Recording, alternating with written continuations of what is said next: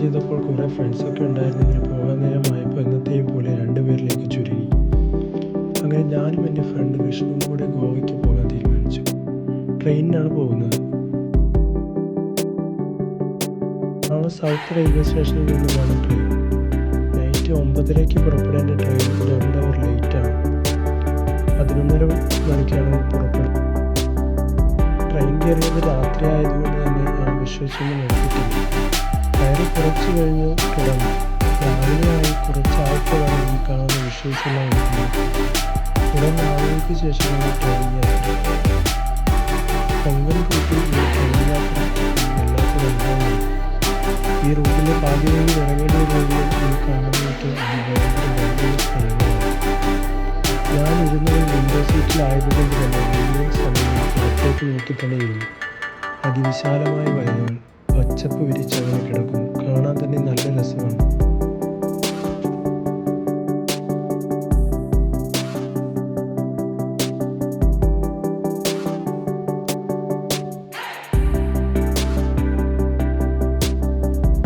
ഇടയ്ക്കിടയ്ക്ക് ചെറിയ റെയിൽവേ സ്റ്റേഷനുകളെല്ലാം വരുന്നു.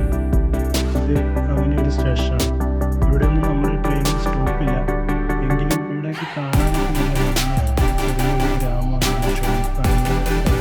റെയിൽവേ സ്റ്റേഷൻ അങ്ങനെയൊക്കെ ആയിട്ട് വീണ്ടും യാത്ര മുന്നോട്ട് പോകുകയാണ്. റെയിൽവേ സ്റ്റേഷൻ കഴിഞ്ഞ് വീണ്ടും നമ്മൾ കാണുന്നത് പച്ചപ്പ് പിടിച്ച പാടങ്ങളൊക്കെ തന്നെയാണ്.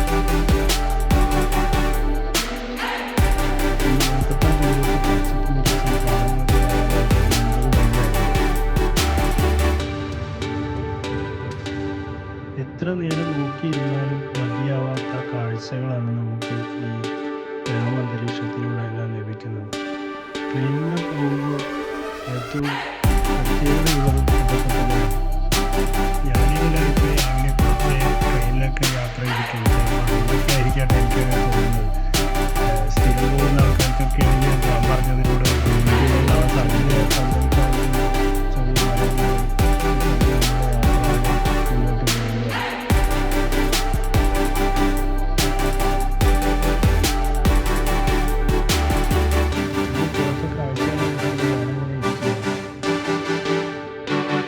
ഇത് ഗ്രാമാന്തരീക്ഷമാണ് തോന്നുന്നത്.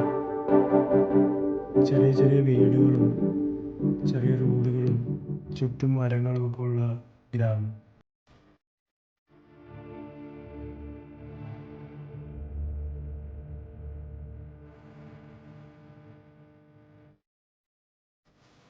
കൊങ്കൺ റെയിൽ റൂട്ടിനെ പറ്റി പറയുകയാണെങ്കിൽ 1993 മാർച്ച് 20 ഉഡുപ്പിക്കും മംഗലാപുരത്തിനും ഇടയിൽ കൊങ്കൺ റെയിൽവേ ട്രാക്കിൽ ആദ്യ പാസഞ്ചർ ട്രെയിൻ ഓടിത്തുടങ്ങി.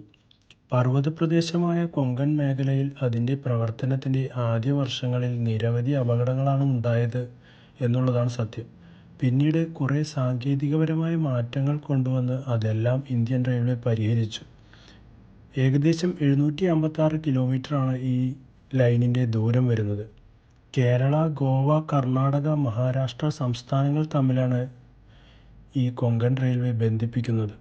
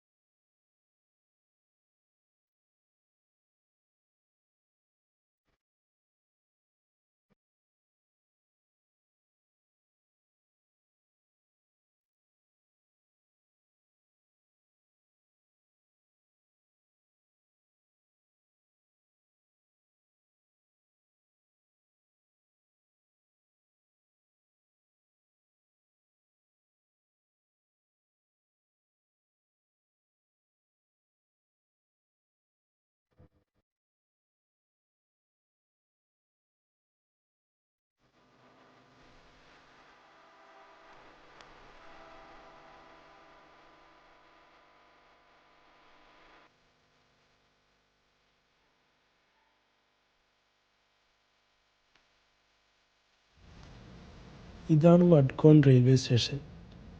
സൗത്ത് ഇന്ത്യൻ റെയിൽവേയുടെ ഒരു പ്രധാന റെയിൽവേ ജംഗ്ഷൻ തന്നെയാണ് ഇവിടെ. ഗോവയിലെ റെയിൽവേ സ്റ്റേഷൻ എല്ലാം കൊള്ളാം, അത്യാവശ്യം വൃത്തിയൊക്കെയുണ്ട്.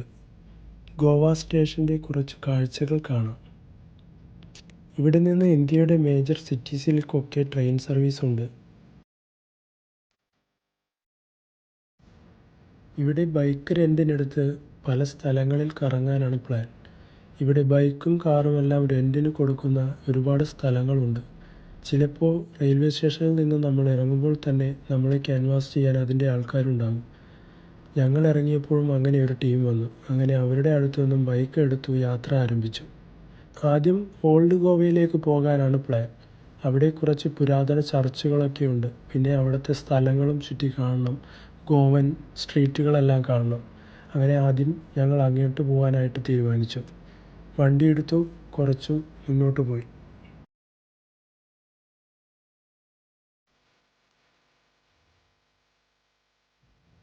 അങ്ങനെ ഞങ്ങൾ വണ്ടിയെടുത്ത് യാത്ര ആരംഭിച്ചിട്ട് ഇപ്പോൾ കുറച്ച് നേരമായി.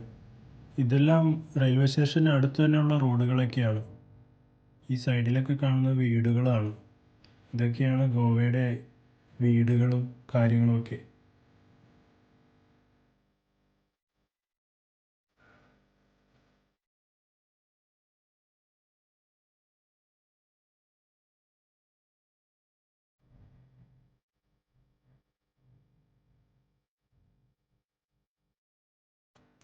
ഗോവയെപ്പറ്റി പറഞ്ഞാൽ ഇന്ത്യയുടെ തെക്ക് പടിഞ്ഞാറൻ തീരത്തുള്ള കൊങ്കൺ മേഖലയ്ക്കുള്ളിൽ ഭൂമിശാസ്ത്രപരമായി ഡെക്കാൻ പർവ്വതനിരകളിൽ നിന്ന് പശ്ചിമഘട്ടത്താൽ വേർതിരിക്കപ്പെട്ട ഒരു സംസ്ഥാനമാണ്. വടക്ക് മഹാരാഷ്ട്ര, കിഴക്കും തെക്കും കർണാടക, പടിഞ്ഞാറ് അറബിക്കടൽ എന്നിവയിൽ ഇത് അതിർത്തി പങ്കിടുന്നു. വിസ്തീർണ്ണമനുസരിച്ച് ഇന്ത്യയിലെ ഏറ്റവും ചെറിയ സംസ്ഥാനവും ജനസംഖ്യയിൽ നാലാമത്തെ ചെറുതുമായ സംസ്ഥാനമാണിത്. എല്ലാ ഇന്ത്യൻ സംസ്ഥാനങ്ങളിലും ഏറ്റവും ഉയർന്ന പ്രതിശീർഷ GDP ഗോവയിലുണ്ട്. ഇന്ത്യയിലെ 11ാം ധനകാര്യ കമ്മീഷൻ ഗോവയെ അതിൻ്റെ അടിസ്ഥാന സൗകര്യങ്ങൾ കാരണം ഏറ്റവും മികച്ച സംസ്ഥാനമായി തിരഞ്ഞെടുത്തു. കൂടാതെ ഇന്ത്യയുടെ ദേശീയ ജനസംഖ്യാ കമ്മീഷൻ അതിനെ ഇന്ത്യയിലെ ഏറ്റവും മികച്ച ജീവിത നിലവാരമുള്ളതായി വിലയിരുത്തി.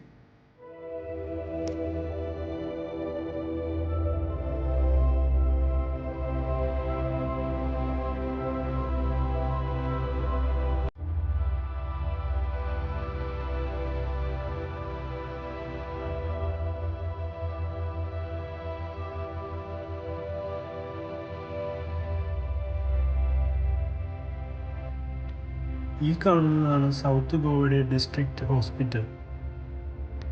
വളരെ വലിയൊരു ഹോസ്പിറ്റലാണെന്ന് കണ്ടാൽ തന്നെ നമുക്കറിയാം. അതും കടന്ന് ഞങ്ങൾ വീണ്ടും ബൈക്കിൽ പോവുകയാണ്.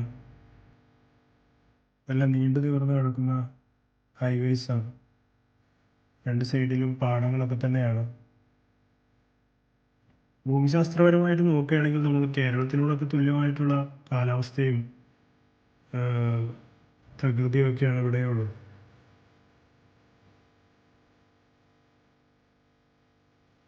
റെയിൽവേ സ്റ്റേഷൻ പരിസരവും ടൗണും ഒക്കെ കുറച്ച് തിരക്കുള്ള സ്ഥലങ്ങളാണെങ്കിലും അവിടെ നിന്ന് കുറച്ച് പോന്നിക്കഴിഞ്ഞാൽ നല്ല റോഡുകളാണ് ഗോവയിൽ. ഇതുകൊണ്ടൊക്കെ തന്നെയാകും ഒട്ടുമിക്ക കാറിൻ്റെ എല്ലാം മീഡിയ ഡ്രൈവ്സൊക്കെ ഇവിടെ വെച്ച് നടക്കുന്നത്. നമ്മളങ്ങനെ ഗോവയുടെ ഹൈവേസിലൂടെ പോവുകയാണ്. വഡ്കോൺ സ്റ്റേഷനിൽ നിന്ന് നമ്മൾ പോകുന്ന ചർച്ചിലേക്ക് അപ്രോക്സിമേറ്റ് 34 കിലോമീറ്ററാണ് ഉള്ളത്. ഹൈവേയുടെ ഇരുവശങ്ങളിലും നല്ല പ്രകൃതിരമണീയമായ കാഴ്ചകളാണ് നമ്മൾക്ക് സമ്മാനിക്കുന്നത്.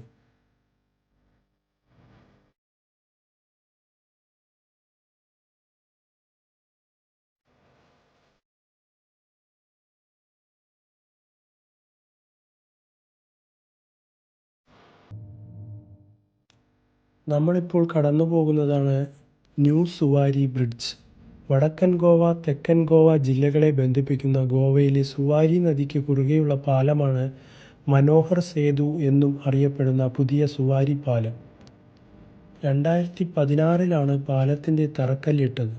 3 വർഷമെടുത്താണ് നിർമ്മാണം പൂർത്തിയാകാൻ ആദ്യം ധാരണയായത്. ഭോപ്പാൽ ആസ്ഥാനമായുള്ള ദിലീപ് ബിൽഡ്കോൺ ലിമിറ്റഡിനാണ് പാലം നിർമ്മാണ പദ്ധതിക്ക് അർഹനായത്. ഉക്രൈനിയൻ കമ്പനിയുമായി സഹകരിച്ച് രാജ്യത്തെ രണ്ടാമത്തെ വലിയ കേബിൾ പാലത്തിൻ്റെ പണി ആരംഭിച്ചു. എന്നാൽ പണി പതുക്കെ പുരോഗമിച്ചു. 2021 പൂർത്തിയാകേണ്ടിയിരുന്ന പാലത്തിൻ്റെ നിർമ്മാണം കോവിഡ്-19 പാൻഡമിക് കാരണം വൈകി. പാൻഡമിക് സാഹചര്യം DBLന്റെ ചൈനീസ് കൺസൾട്ടന്റിനെ ഇന്ത്യയിലേക്ക് യാത്രയിൽ നിന്ന് തടഞ്ഞു. കേന്ദ്ര റോഡ് ഗതാഗത ഹൈവേ മന്ത്രി നിതിൻ ഗഡ്കരി 2022 ഡിസംബർ 29 ഗോവയിലെ ന്യൂ സവാരി പാലത്തിൻ്റെ ആദ്യഘട്ടം ഉദ്ഘാടനം ചെയ്തു. മൊത്തം 640 മീറ്റർ നീളത്തിൽ 2022 തുറന്ന ന്യൂ സുവാരി പാലം ഇന്ത്യയിലെ ഏറ്റവും നീളമേറിയ രണ്ടാമത്തെ കേബിൾ സ്റ്റേ പാലമാണ്. സുവാരി നദിയുടെ പേരിലുള്ള ഈ പദ്ധതി നാഷണൽ ഹൈവേ അതോറിറ്റി ഓഫ് ഇന്ത്യയുടെ നിയന്ത്രണത്തിലായിരുന്നു. അതിഗംഭീരമാണ് ഇതിൻ്റെ സ്ട്രക്ചർ കാണാൻ തന്നെ. അങ്ങനെ നമ്മൾ ആ പാലമെല്ലാം പിന്നിട്ട് വീണ്ടും യാത്രയാവുകയാണ്. പാലമെല്ലാം കഴിഞ്ഞ് നമ്മൾ വീണ്ടും ഹൈവേസിൽ നിന്നും ചെറിയ റോഡുകളിലേക്ക് കടന്നു. നല്ല ഭംഗിയുള്ള റോഡുകൾ, ഇരുവശത്തും മരങ്ങളൊക്കെ ആയിട്ട് നല്ല സുഖമുള്ള യാത്രയാണ് ഇതിലൂടെയൊക്കെ പോകുമ്പോൾ. അതും പ്രത്യേകിച്ച് നമ്മൾ സ്കൂട്ടറിൽ കൂടി ആവുമ്പോൾ ഫ്രഷ് എയർ എല്ലാം കിട്ടി നന്നായിട്ട് പോകാൻ തന്നെ പറ്റും. ഈ കാണുന്നതൊക്കെയാണ് ഗോവയിലെ വീടുകളുടെ എല്ലാം രൂപശൈലി. മിക്ക വീടുകളും ഇതുപോലെയൊക്കെ തന്നെയാണ്. കളറുകളെല്ലാം പ്രത്യേകിച്ചൊരു കളറൊന്നുമില്ല. നമ്മുടെ നാട്ടിലെ പോലെ തന്നെ എല്ലാ വീടുകൾക്കൊക്കെ വേറെ വേറെ കളറുകളൊക്കെ തന്നെയാണ്. ഗോവയിലെ ഗ്രാമങ്ങളാണ് ഈ കാണുന്നത്. ടൗണിൽ നിന്ന് ഒത്തിരി ദൂരെയാണ് ഇപ്പോൾ നമ്മൾ യാത്ര ചെയ്യുന്ന ഈ സ്ഥലം. ഓൾഡ് ഗോവ എന്നാണ് ഈ സ്ഥലത്തെ അറിയപ്പെടുന്നത്. അങ്ങനെ നമ്മൾ ഈ ഓൾഡ് ഗോവയിലൂടെ യാത്ര ചെയ്ത് നമ്മൾ പോകാൻ ഉദ്ദേശിച്ച ആ ചർച്ചിൻ്റെ അടുത്തേക്ക് എത്തി. ഇതാണ് നമ്മൾ പോകാൻ ഉദ്ദേശിച്ച ചർച്ച്.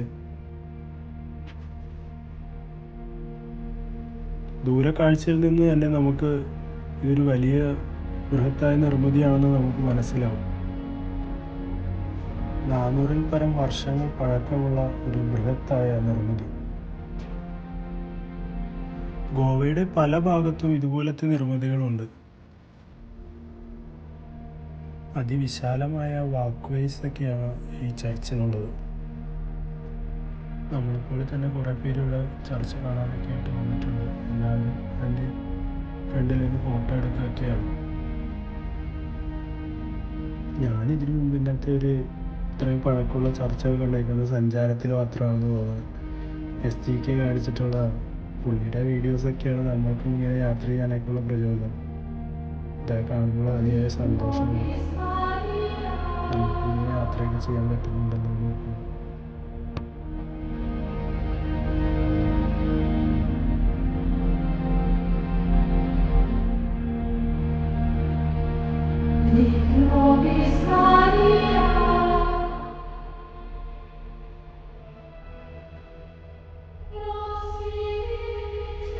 ഈ ഐക്കോണിക് പള്ളി ഒരു തീർത്ഥാടന കേന്ദ്രം കൂടിയാണ്. യുനെസ്കോ ലോക പൈതൃക സൈറ്റായി അംഗീകരിച്ചിട്ടുണ്ട് ഈ പള്ളിയെ.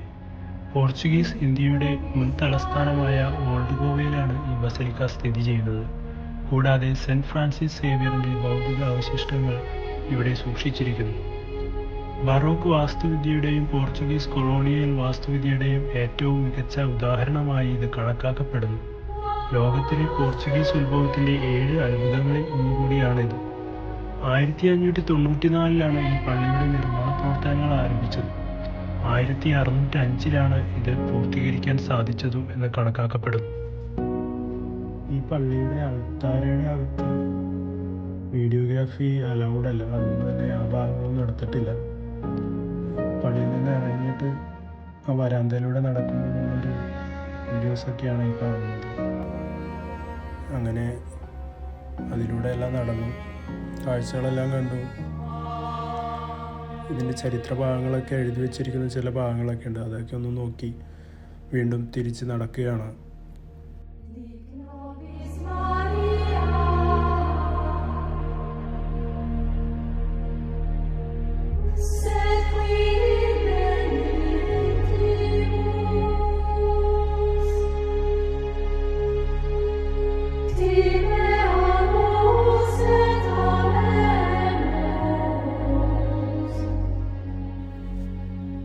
ഈ പള്ളിയുടെ അടുത്തായി തന്നെ വേറെ കുറച്ച് പള്ളികൾ കൂടെ ഉണ്ട്. അതിലൊന്നേക്കാണ് അടുത്തതായി പോകുന്നത്.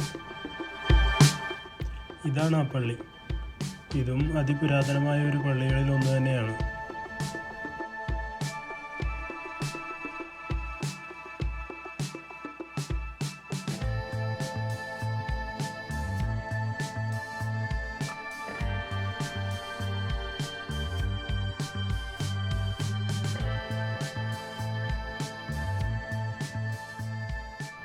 സെ കത്തീഡ്രൽ എന്നറിയപ്പെടുന്ന സെ കത്തീഡ്രൽ ഡി സാന്ത കാറ്ററീന എന്നാണ് ഈ പള്ളിയുടെ പേര്. ഇത് ലോക പൈതൃക സൈറ്റിൻ്റെ ഭാഗമാണ്. ഗോവയിലുള്ള പള്ളികളുടെ എല്ലാം ആർക്കിടെക്ചറൽ ഭംഗിയെല്ലാം വ്യത്യസ്തമാണ്. കുറഞ്ഞത് 300-400 വർഷം പഴക്കമുള്ളതൊക്കെയാണ് ഈ പള്ളികൾ.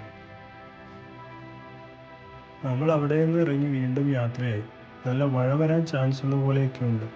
നമ്മൾ അങ്ങോട്ട് പോയ വഴിയിലൂടെ അല്ല തിരിച്ചു വരുന്നത്. ഇപ്പോൾ പോകുന്നത് ഒരു നദിക്കരയിലൂടെയാണ്. ഈ വലതുവശത്ത് കാണുന്ന നദിയുടെ പേരാണ് മണ്ടോവി റിവർ. മഴ വരാൻ ചാൻസ് ഉള്ളത് കൊണ്ട് തന്നെ ഒരു മൂടിക്കെട്ടിയ അന്തരീക്ഷമാണ്. ചെറുതായിട്ട് മഴ പൊടിയുന്നുമുണ്ട്. ഈ ഒരു കാലാവസ്ഥയിൽ ഈ നദിയുടെ സൈഡിലൂടെ ബൈക്കിൽ പോകാനായിട്ട് നല്ല രസമായിരുന്നു. ചെറിയ തണുത്ത കാറ്റുമൊക്കെ ആയിട്ട് നമ്മൾ പോവുകയാണ്. തിരിച്ചു വന്നപ്പോൾ പകുതിയിൽ കൂടുതലും യാത്ര ചെയ്തത് ഈ നദിക്കരയിലൂടെ തന്നെയാണ്. അതുകൊണ്ട് തന്നെ കാണാനായിട്ട് വളരെ ഭംഗിയായിരുന്നു. പച്ചപ്പും നദിയും എല്ലാം കൂടെ ഒരു അതിമനോഹരമായ ബൈക്ക് യാത്ര തന്നെയായിരുന്നു സമ്മാനിച്ചത്.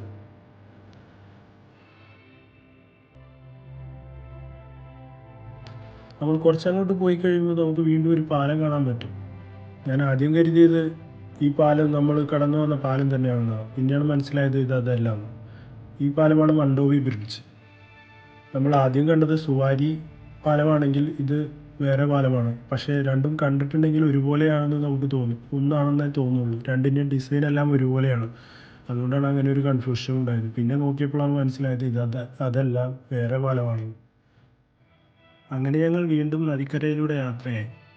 അപ്പോൾ ഇത്രയൊക്കെയാണ് ഈ വീഡിയോയിൽ കാണിക്കുന്നത്. അടുത്തത് ഗോവയുടെ ഇനിയുള്ള കാഴ്ചകളെല്ലാം അടുത്തൊരു വീഡിയോയിൽ കാണിക്കാം. വീഡിയോ കണ്ട എല്ലാ കൂട്ടുകാർക്കും നന്ദി.